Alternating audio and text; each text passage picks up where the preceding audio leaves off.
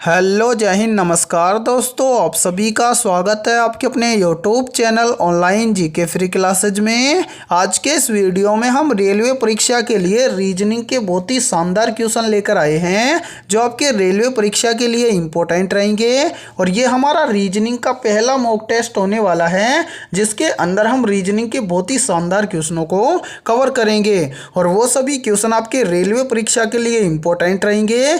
इसलिए इस पहले मॉक टेस्ट को आपको कंप्लीट देखना है और इस मॉक टेस्ट के एंड में आपको बताना है कि आपके टोटल कितने क्वेश्चन सही होते हैं। और यदि आप इस चैनल से पहली बार जुड़े हैं तो चैनल को कर लेना सब्सक्राइब और बेल आइकन को प्रेस करना ताकि ऐसी ही शानदार क्लास का नोटिफिकेशन आपको सबसे पहले देखने को मिले।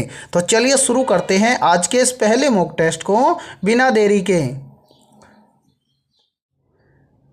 पहला प्रश्न है आप सभी के सामने, नीचे दिए गए प्रश्न में प्रश्न चिन्ह के स्थान पर आने वाली संबंधित संख्या को ज्ञात करें। यानी कि ये पहला प्रश्न आप सभी के सामने नंबर एनालॉजी से संबंधित प्रश्न दिया गया है और आपसे पूछा गया है कि इस प्रश्न चिन्ह के स्थान पर कौन सी संख्या आएगी। तो मेरे भाई ऐसे प्रश्न को आप रेलवे एग्जाम में कैसे सोल्व करेंगे तो वो देखिए।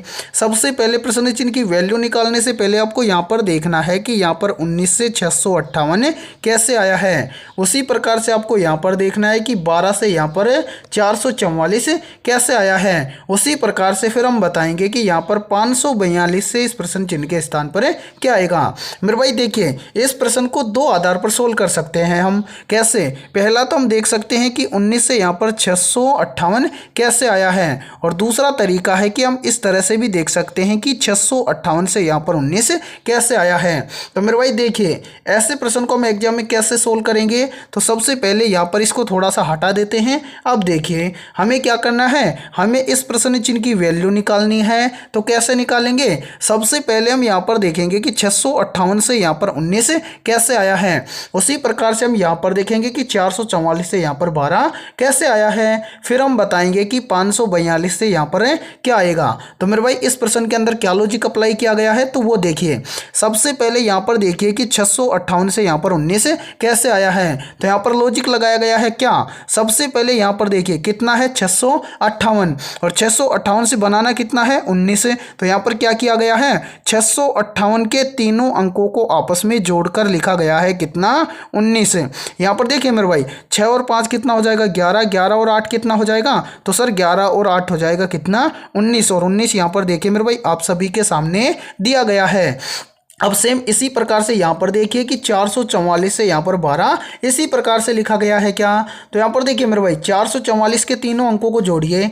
तो यहाँ पर देखिए 4 + 4 + 4, ठीक है मेरे भाई। अब इनको जोड़िए, 4 और 4 कितना हो जाएगा 8, 8 और 4 कितना हो जाएगा 12। यानी कि 444 के तीनों अंकों को आपस में जोड़ा तो यहाँ पर कितना आ गया 12। और मेरे भाई देखिए 444 से यहाँ पर कितना दिया गया है 12। अब आप आसानी से बता सकते हो कि 542 से इस प्रश्न चिन्ह के स्थान पर क्या आएगा। तो हाँ सर बिल्कुल बता सकते हैं। तो करेंगे क्या, 542 के तीनों अंकों को हम आपस में क्या कर देंगे, जोड़ देंगे। तो 5 + 4 + 2। अब इन सभी को जोड़िए, 5 और 4 कितना हो जाएगा 9, 9 और 2 कितना हो जाएगा 11। यानी कि 542 के तीनों अंकों को जोड़ देंगे तो कितना आ जाएगा 11। यानी कि इस प्रश्न चिन्ह के स्थान पर भरा जाएगा 11। अब हमें देखना है कि 11 किसी ऑप्शन में है। तो हाँ सर 11 हमें दिया गया है ऑप्शन ए के अंदर। तो ऑप्शन ए हो जाएगा पहले प्रश्न के अंदर करेक्ट आंसर। तो उम्मीद करता हूं कि पहला प्रश्न आपको अच्छे से क्लियर हो गया होगा। तो चलिए अगला प्रश्न देखते हैं।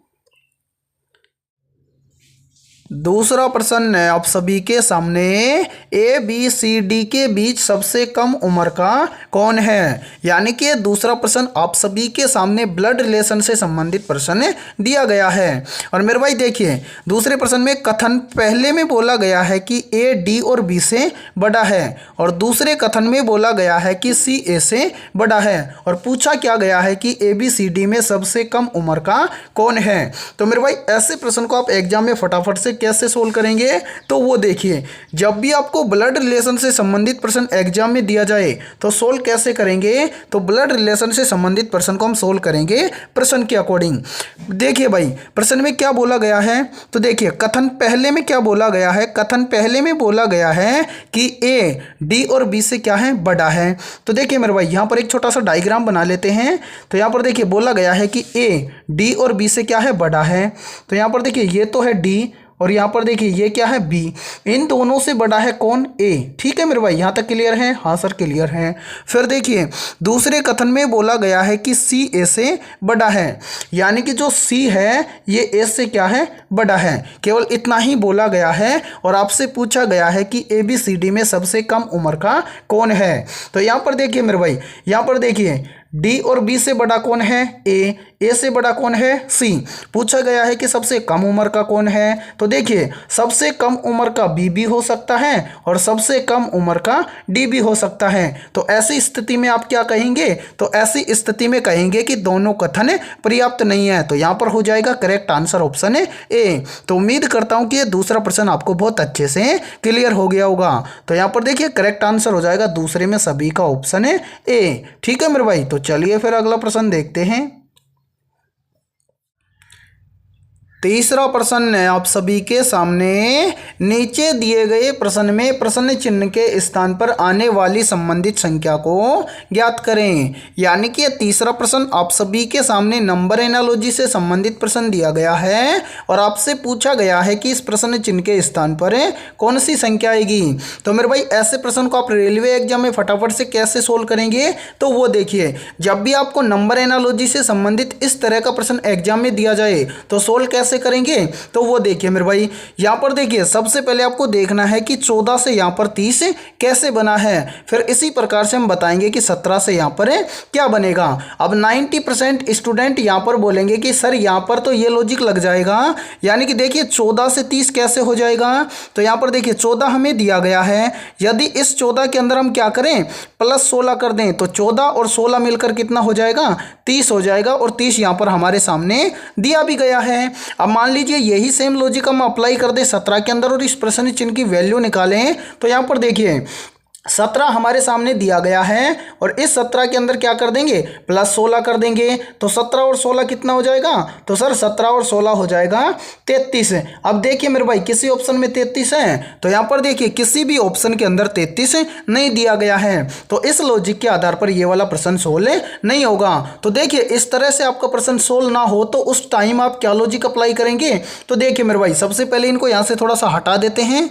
यहाँ पर देखिए मेरे भाई, अब यहाँ पर क्या किस लॉजिक के आधार पर इस प्रश्न को सोल्व किया गया है, तो वो देखिए सबसे पहले यहाँ पर देखिए कि 14 से यहाँ पर 30 कैसे बना है। तो यहाँ पर लॉजिक लगा है क्या, सबसे पहले मेरे भाई यहाँ पर आप सभी के सामने 14 दिया गया है और 14 से 30 बनाने के लिए क्या किया है, पहले इस 14 का गुणा किया गया है 2 के साथ में और इसके अंदर ऐड किया गया है 2।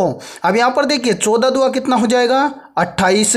और मेरे भाई देखिए इस 28 के अंदर, एक मिनट रुकिए, इस 28 के अंदर हम क्या कर देंगे, इस 2 को प्लस कर देंगे तो 28 और 2 मिलकर कितना हो जाएगा, 30 हो जाएगा। और 30 यहाँ पर देखिए आप सभी के सामने दिया गया है। अब यही सेम लॉजिक हम लगाएंगे किसके अंदर, 17 के अंदर और इस प्रश्न चिन्ह की वैल्यू निकालेंगे। तो क्या करेंगे, सबसे पहले इस 17 का हम क्या करेंगे मेरे भाई, 2 से गुणा करेंगे और इसके अंदर क्या कर देंगे, 2 को जोड़ देंगे। तो यहाँ पर देखिए 17 दूना कितना हो जाएगा, 34 और 34 के अंदर हम क्या कर देंगे, इस 2 को जोड़ देंगे। तो देखिए 34 और 2 कितना हो जाएगा, तो 34 और 2 मिलकर हो जाएगा 36। अब हमें देखना है कि 36 किसी ऑप्शन में है, तो हाँ सर 36 हमें दिया गया है ऑप्शन ए के अंदर। तो तीसरे प्रश्न के अंदर ऑप्शन ए हो जाएगा सभी का करेक्ट आंसर, यानी कि इस प्रश्न चिन्ह के स्थान पर भरा जाएगा 36। तो उम्मीद करता हूं कि यह तीसरा प्रश्न आपको अच्छे से क्लियर हो गया होगा। तो चलिए फिर अगला प्रश्न देखते हैं। चौथा प्रश्न है आप सभी के सामने, नीचे दिए गए प्रश्न में प्रश्न चिन्ह के स्थान पर आने वाली संबंधित संख्या को ज्ञात करें। यानी कि चौथा प्रश्न भी आप सभी के सामने नंबर एनालॉजी से संबंधित प्रश्न दिया गया है और आपसे पूछा गया है कि इस प्रश्न चिन्ह के स्थान पर कौन सी संख्या आएगी। तो मेरे भाई एक काम करिए, इस वीडियो को रोकिए और अपने स्तर से इस प्रश्न को सोल्व करके कॉमेंट सेक्शन के अंदर कॉमेंट करिए कि इस प्रश्न चिन्ह के स्थान पर क्या आएगा। तो उम्मीद करता हूं कि आपने इस प्रश्न को जरूर सोल्व किया होगा। तो आइए देखते हैं कि आपका आंसर क्या आया है। तो मेरे भाई देखिए, जब भी आपको नंबर एनालॉजी से संबंधित प्रश्न एग्जाम में दिया जाए तो कैसे सोल्व करेंगे। तो सबसे पहले नंबर एनालॉजी से संबंधित प्रश्न के अंदर आपको यहां पर देखना है कि 9 से यहां पर 13 कैसे बना है। उसी प्रकार से फिर हम बताएंगे कि 13 से इस प्रश्न चिन्ह के स्थान पर क्या आएगा। तो यहां पर देखिए मेरे भाई, यहां पर क्या लॉजिक अप्लाई किया गया है। तो यहां पर देखिए 9 से 13 बनाने के लिए क्या किया गया है। तो 9 तो हमें दिया गया है और देखिए यदि इस 9 के अंदर क्या कर दिया जाए, +4 कर दिया जाए तो 9 और 4 कितना हो जाएगा, 13। और 13 यहां पर देखिए आप सभी के सामने दिया गया है। अब यही सेम लॉजिक हम लगाएंगे किसके अंदर, 13 के अंदर, और इस प्रश्न चिन्ह की वैल्यू निकालेंगे। तो यहां पर देखिए मेरे भाई 13 हमें दिया गया है और इस 13 के अंदर हम क्या कर देंगे, +4 कर देंगे। तो 13 और 4 कितना आ जाएगा, तो 13 और 4 हो जाएगा कितना, 17। यानी कि इस प्रश्न चिन्ह के स्थान पर भरा जाएगा 17। अब हमें देखना है कि 17 किसी ऑप्शन में दिया गया है। तो हाँ सर, 17 हमें दिया गया है ऑप्शन बी के अंदर। तो चौथे प्रश्न के अंदर ऑप्शन बी हो जाएगा करेक्ट आंसर। तो उम्मीद करता हूं कि चौथा प्रश्न भी आपको बहुत अच्छे से क्लियर हो गया होगा। और देखिए जब भी आपको इस तरह का एग्जाम में प्रश्न दिया जाए तो इसी तरह से आपको सोल्व करना है। और देखिए यदि ये वीडियो आपको पसंद आ रही है तो जल्दी से एक बार इस वीडियो को लाइक कर दीजिए। और यदि आप इस चैनल से पहली बार जुड़े हैं तो चैनल को कर लीजिए सब्सक्राइब और बेल आइकन को प्रेस करना, ताकि ऐसे ही बेहतरीन क्लास का नोटिफिकेशन आपको सबसे पहले देखने को मिले। पांचवा प्रश्न है आप सभी के सामने, नीचे दी गई श्रृंखला में प्रश्न चिन्ह के स्थान पर आने वाली संबंधित संख्या को ज्ञात करें। यानी कि पांचवा प्रश्न आप सभी के सामने सीरीज से संबंधित प्रश्न दिया गया है और आपसे पूछा गया है कि इस सीरीज में इस प्रश्न चिन्ह के स्थान पर कौन सी संख्या आएगी। तो मेरे भाई ऐसे प्रश्न को आप एग्जाम में कैसे सोल्व करेंगे, तो वो देखिए, जब भी आपको एग्जाम में सीरीज से संबंधित प्रश्न दिया जाए तो सोल्व करने का तरीका क्या है। तो सबसे पहले मेरे भाई देखिए, जब भी आपको सीरीज से संबंधित प्रश्न दिया जाए तो सीरीज में आपको देखना है कि सीरीज में आपको क्या क्या दिया गया है। जैसे यहां पर देखिए सीरीज में आपको दिया गया है 4, 4 के बाद में 8, 8 के बाद में 12, 12 के बाद में 16 और 16 के बाद में आपसे पूछा गया है कि इस प्रश्न चिन्ह के स्थान पर क्या आएगा। तो सोल्व कैसे करेंगे, तो वो देखिए, सबसे पहले हम क्या करते हैं, इन सभी को यहां से थोड़ा सा हटा देते हैं। अब देखिए मेरे भाई यहां पर इस सीरीज को किस लॉजिक के आधार पर सोल्व किया गया है। तो वो देखिए, सबसे पहले देखिए 4 से कितना हुआ, 8। तो 4 से 8 कैसे हो जाएगा। तो देखिए यदि हम 4 के अंदर क्या कर दें, +4 कर दें तो 4 और 4 कितना हो जाएगा, 8। फिर देखिए 8 से कितना हो रहा है, 12। तो 8 से 12 कैसे हो जाएगा। तो देखिए यदि 8 के अंदर भी +4 कर दें तो 8 और 4 कितना हो जाएगा, 12। फिर देखिए मेरे भाई 12 से कितना हो रहा है, 16। तो 12 से 16 कैसे हो जाएगा। तो देखिए 12 के अंदर भी यदि हम +4 कर दें तो 12 और 4 कितना हो जाएगा, 16। अब देखिए 16 से पूछा गया है कि 16 से इस प्रश्न चिन्ह के स्थान पर कौन सी संख्या आएगी। तो देखिए यहाँ पर क्या लॉजिक अप्लाई किया गया है। तो यहाँ पर नीचे जो संख्या है इस संख्या को ध्यान से देखिए, यानी कि 4 से 8 लाने के लिए +4, 8 से 12 लाने के लिए +4, 12 से 16 लाने के लिए +4। तो अब 16 से इस प्रश्न चिन्ह की वैल्यू निकालेंगे तो यहाँ पर भी हम क्या कर देंगे, +4 कर देंगे। तो 16 और 4 कितना हो जाएगा। तो सर 16 और 4 मिलकर हो जाएगा 20, यानी कि इस प्रश्न चिन्ह के स्थान पर आएगा 20। अब हमें देखना है कि 20 किसी ऑप्शन में है। तो हाँ सर 20 हमें दिया गया है ऑप्शन सी के अंदर। तो पांचवें प्रश्न के अंदर ऑप्शन सी हो जाएगा सभी का करेक्ट आंसर। तो उम्मीद करता हूं कि पांचवा प्रश्न भी आप सभी को अच्छे से क्लियर हो गया होगा। ठीक है, तो चलिए फिर अगला प्रश्न देखते हैं।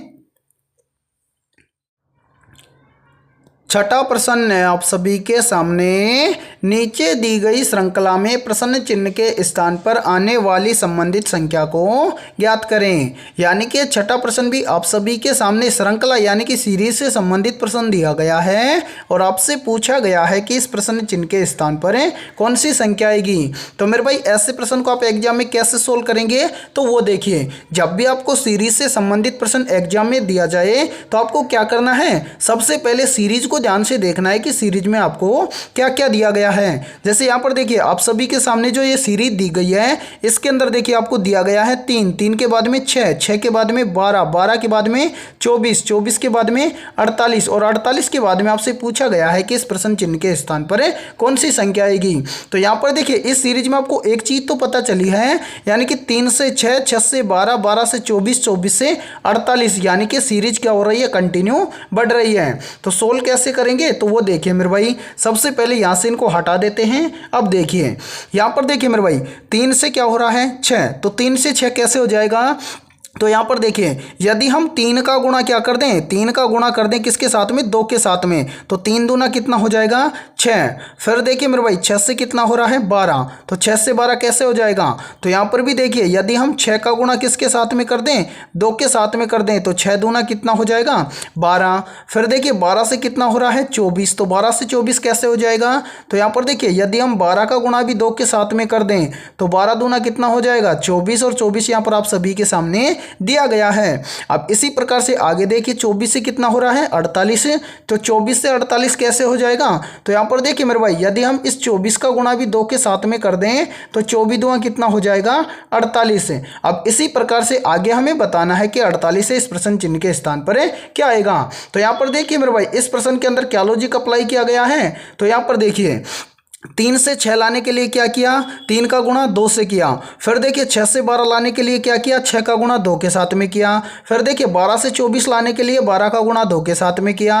फिर देखिए 24 से 48 लाने के लिए क्या किया, 24 का गुणा किया 2 के साथ में। अब यहाँ पर देखिए इसी प्रकार से 48 से इस प्रश्न चिन्ह की वैल्यू निकालेंगे तो हम भी क्या कर देंगे, इस 48 का गुणा कर देंगे किसके साथ में, 2 के साथ में। अब 48 का गुणा 2 के साथ में करेंगे तो यहाँ पर देखिए मेरे भाई 8 दूना हो जाएगा 16, 16 का 6 हासिल 1, 4 दूना 8 और 1 हासिल कितना हो जाएगा 9, यानी कि 48 दूना हो जाएगा 96। तो इस प्रश्न चिन्ह के स्थान पर भरा जाएगा 96। अब हमें देखना है कि 96 किसी ऑप्शन में है, तो हाँ सर 96 हमें दिया गया है ऑप्शन डी के अंदर। तो छठे प्रश्न के अंदर ऑप्शन डी हो जाएगा सभी का करेक्ट आंसर। तो उम्मीद करता हूं कि छठा प्रश्न भी आपको अच्छे से क्लियर हो गया होगा। तो चलिए अगला प्रश्न देखते हैं। 7वां प्रश्न है आप सभी के सामने, नीचे दिए गए प्रश्न में प्रश्न चिन्ह के स्थान पर आने वाली संबंधित संख्या को ज्ञात करें। यानी कि 7वां प्रश्न आप सभी के सामने एनालॉजी से संबंधित प्रश्न दिया गया है और आपसे पूछा गया है कि इस प्रश्न चिन्ह के स्थान पर कौन सी संख्या आएगी। तो मेरे भाई ऐसे प्रश्न को आप एग्जाम में कैसे सोल्व करेंगे तो वो देखिए, इसके लिए बहुत ही शानदार ट्रिक है। ट्रिक क्या है वो देखिए। सबसे पहले यहाँ पर ऐसे प्रश्न में आपको देखना है कि AC से यहाँ पर 16 कैसे लिखा गया है, उसी प्रकार से फिर हम बताएंगे कि BC से इस प्रश्न चिन्ह के स्थान पर क्या आएगा। तो सबसे पहले मेरे भाई यहाँ पर देखिए, यहाँ पर आप सभी के सामने क्या दिया गया है, अल्फ़ाबेट लेटर दिया गया है और अल्फ़ाबेट लेटर से क्या दी गई है, संख्या। तो यहाँ पर हम क्या करेंगे, सबसे पहले यहाँ पर जितने भी अल्फ़ाबेट लेटर दिए गए हैं इनको हम क्या करेंगे, संख्या में बदलेंगे। यानी कि आपको देखना है कि कौन सा लेटर कितने नंबर पर आता है। अब यहाँ पर देखिए AC के अंदर पहला लेटर है A कितने नंबर पर आता है, तो A आता है अल्फ़ाबेट लेटर के अंदर 1 नंबर पर। फिर क्या है C, तो C अल्फ़ाबेट लेटर के अंदर कितने नंबर पर आता है, तो सर C आता है 3 नंबर पर। अब मेरे भाई देखिए इस संख्या से यहाँ पर 16 कैसे बनेगा। तो यहाँ पर देखिए यदि हम इन दोनों संख्याओं को आपस में जोड़ दें तो यहाँ पर देखिए 3 और 1 कितना हो जाएगा 4। अब 4 से 16 कैसे बनेगा, तो देखिए यदि हम इस 4 का स्क्वायर कर दें तो 4 का स्क्वायर कितना होता है 16, और 16 यहाँ पर देखिए आप सभी के सामने दिया गया है। अब इसी प्रकार से हमसे पूछा गया है कि BC से इस प्रश्न चिन्ह के स्थान पर कौन सी संख्या आएगी। तो क्या करेंगे, सबसे पहले यहाँ पर जो अल्फ़ाबेट लेटर BC दिया गया है इसका हम क्या करेंगे, नंबरिंग करेंगे। तो यहाँ पर देखिए मेरे भाई B और क्या है C, तो यहाँ पर आपको देखना है कि B कितने नंबर पर आता है और C कितने नंबर पर आता है। तो देखिए B आता है अल्फ़ाबेट लेटर के अंदर 2 नंबर पर है और C आता है 3 नंबर पर। अब क्या करेंगे, इन दोनों संख्याओं को आपस में जोड़ देंगे। तो यहाँ पर देखिए 2 और 3 कितना हो जाएगा 5 हो जाएगा, और यहाँ पर देखिए 1 और 3 को जोड़ा तो कितना आया था 4, और 4 का क्या किया था स्क्वायर। तो यहाँ पर हम 5 का क्या कर देंगे, स्क्वायर कर देंगे। 5 का स्क्वायर कितना होता है, तो सर 5 का स्क्वायर होता है कितना 25, यानी कि मेरे भाई यहाँ पर देखिए इस प्रश्न चिन्ह के स्थान पर भरा जाएगा 25। अब हमें देखना है कि 25 किसी ऑप्शन में है, तो हाँ सर 25 हमें दिया गया है ऑप्शन ए के अंदर, तो 7वें प्रश्न के अंदर ऑप्शन ए हो जाएगा सभी का करेक्ट आंसर। तो उम्मीद करता हूँ कि ये 7वां प्रश्न भी आपको अच्छे से क्लियर हो गया होगा। अब देखिए जो बच्चे पहली बार रेलवे एग्जाम का पेपर दे रहे हैं तो उनको ये नहीं पता है कि यहाँ पर जितने भी अल्फाबेट लेटर हैं उनका नंबरिंग कैसे ज्ञात करें। तो मेरे भाई देखिए इसके लिए ट्रिक क्या है, तो सबसे पहले ए से लगाकर जेड तक जितने भी अल्फाबेट लेटर होते हैं तो वो कितने कितने नंबर पर आते हैं ये आपको ज्ञात करना है। और स्क्वायर और क्यूब भी आपको याद करने हैं। स्क्वायर का मतलब क्या होता है, यानी कि उसी संख्या को उसी संख्या के साथ में गुणा करना। जैसे मैंने अभी बताया कि भाई 4 का स्क्वायर होता है कितना, 16। इसकी स्क्वायर यानी कि 4 का स्क्वायर का मतलब यहाँ पर कितना हो गया, 16। तो क्या करना है, यदि आपको स्क्वायर ना भी आए तो इसी संख्या का गुणा करना है इसी संख्या के साथ में। तो देखिए 4 का गुणा 4 के साथ में करेंगे तो कितना आ जाएगा, 16। इस प्रकार से किया जाता है स्क्वायर। ठीक है, तो उम्मीद करता हूं कि इस प्रश्न के अंदर जो भी मैंने समझाया वो आपको अच्छे से समझ में आ गया होगा। ठीक है, तो चलिए फिर अगला प्रश्न देखते हैं। 8वां प्रश्न है आप सभी के सामने, नीचे दिए गए विकल्पों में से संबंधित संख्या को चुनिए। यानी कि 8वां प्रश्न आप सभी के सामने नंबर एनालॉजी से संबंधित प्रश्न दिया गया है और आपसे पूछा गया है कि 158 का संबंध है 384 के साथ में, तो 140 का संबंध किस संख्या के साथ में होगा। और ये प्रश्न आरपीएफ 2021 के एग्जाम के अंदर पूछा गया प्रश्न है। तो ऐसे प्रश्न को आप एग्जाम में कैसे सोल्व करेंगे, तो वो देखिए सबसे पहले ऐसे प्रश्न के अंदर आपको देखना है कि 158 से यहाँ पर 384 कैसे बना है। उसी प्रकार से फिर हम बताएंगे कि 140 से इस प्रश्न चिन्ह के स्थान पर क्या आएगा। तो यहाँ पर क्या लॉजिक अप्लाई किया गया है, तो वो देखिए सबसे पहले यहाँ पर कितना है 158, तो 158 से यहाँ पर 384 कैसे बनेगा। तो यहाँ पर क्या किया गया है, सबसे पहले इस 158 का 2 से क्या किया गया है, गुणा किया गया है। तो देखिए 158 का 2 से गुणा करेंगे तो यहाँ पर आ जाएगा 316, और इस 316 के अंदर यहाँ पर क्या किया गया है, 68 को जोड़ा गया है। तो 316 के अंदर 68 को जोड़ देंगे तो यहाँ पर हो जाएगा 384, और 384 यहाँ पर देखिए आप सभी के सामने दिया गया है। तो यहाँ पर देखिए इस प्रश्न के अंदर क्या लॉजिक अप्लाई किया गया है, तो सबसे पहले यहाँ पर 158 से यहाँ पर 384 लाने के लिए क्या किया है, पहले 158 का गुणा किया गया है 2 के साथ में। तो 158 का गुणा 2 से किया तो कितना आया, यहाँ पर आया 316, और इस 316 के अंदर प्लस 68 करके लिखा गया है 384, और 384 देखिए मेरे भाई आप सभी के सामने यहाँ पर दिया गया है। अब यही सेम लॉजिक हम लगाएंगे किसके अंदर, 40 के अंदर, और इस प्रश्न चिन्ह की वैल्यू निकालेंगे। यानी कि क्या करेंगे, सबसे पहले इस 40 से यानी कि 140 का क्या करेंगे, 2 से गुणा कर देंगे और इसके अंदर क्या कर देंगे, प्लस 68 कर देंगे। तो यहाँ पर देखिए मेरे भाई 140 का गुणा 2 से कर देंगे तो यहाँ पर आ जाएगा कितना, 280, और 280 के अंदर इस 68 को जोड़ देंगे तो यानी कि 280 और 68 कितना हो जाएगा, तो ये हो जाएगा 348। अब हमें देखना है कि 348 किसी ऑप्शन में है, तो हाँ सर 348 हमें दिया गया है किस ऑप्शन में, ऑप्शन डी के अंदर। यानी कि इस प्रश्न चिन्ह के स्थान पर भरा जाएगा 348, और यहां पर देखिए 8वें प्रश्न के अंदर सभी का करेक्ट आंसर हो जाएगा ऑप्शन डी। तो उम्मीद करता हूं कि 8वां प्रश्न भी आपको अच्छे से क्लियर हो गया होगा। और देखिए किसी भी प्रश्न में आपको कोई भी प्रॉब्लम हो तो आप कमेंट सेक्शन के अंदर पूछ सकते हैं। ठीक है, तो चलिए फिर अगला प्रश्न देखते हैं। 9वां प्रश्न है आप सभी के सामने, नीचे दी गई आकृति में कुल कितने त्रिभुज हैं ज्ञात करें। यानी कि 9वां प्रश्न आप सभी के सामने काउंटिंग फिगर से संबंधित प्रश्न दिया गया है और आपसे पूछा गया है कि यहाँ पर जो नीचे ये वाली आकृति दी गई है इस आकृति में कुल कितने त्रिभुज हैं। तो मेरे भाई देखिए ऐसे प्रश्न को आप एग्जाम में कैसे सोल्व करेंगे, तो वो देखिए इसके लिए हमारे पास हैं 2 तरीके, यानी कि 2 तरीके से हम बता सकते हैं कि इस आकृति में कितने त्रिभुज हैं। तो पहला तरीका तो क्या है, तो पहला तरीका है कि हम इस आकृति के अंदर क्या करेंगे, एक एक त्रिभुज को काउंट करेंगे। और दूसरा तरीका है कि हम इस आकृति के अंदर शॉर्ट ट्रिक से पता करेंगे कि इसके अंदर कितने त्रिभुज हैं। तो आपको क्या करना है, हम दोनों तरीके बताएंगे ताकि आपको अच्छे से क्लियर हो जाए कि इस आकृति में कितने त्रिभुज हैं। और आपको एग्जाम में कैसे सोल्व करना है, तो एग्जाम में आपको सोल्व करना है शॉर्ट ट्रिक के साथ में। तो अब यहां पर देखिए मेरे भाई, यहां पर जो ये नीचे आकृति दी गई है इसके अंदर कितने त्रिभुज हैं। तो पहला तरीका क्या है हमारा, तो पहला तरीका है कि हम इस आकृति में क्या करेंगे, एक एक त्रिभुज को काउंट करेंगे। जैसे यहां पर देखिए मेरे भाई, एक त्रिभुज आपको यहां पर दिख रहा है, तो यहां पर देखिए एक त्रिभुज ये हो जाएगा। इसी के साथ में देखिए एक त्रिभुज ये हो जाएगा, ये वाला। तो यहां पर देखिए प्लस एक और कर देंगे। अब इसी के साथ में देखिए मेरे भाई, यहाँ पर एक त्रिभुज ये वाला हो जाएगा, तो इसके अंदर हम क्या करेंगे, प्लस एक कर देंगे। अब इसी के साथ में देखिए एक त्रिभुज ये हो जाएगा, तो यहाँ पर हम प्लस एक और कर देंगे।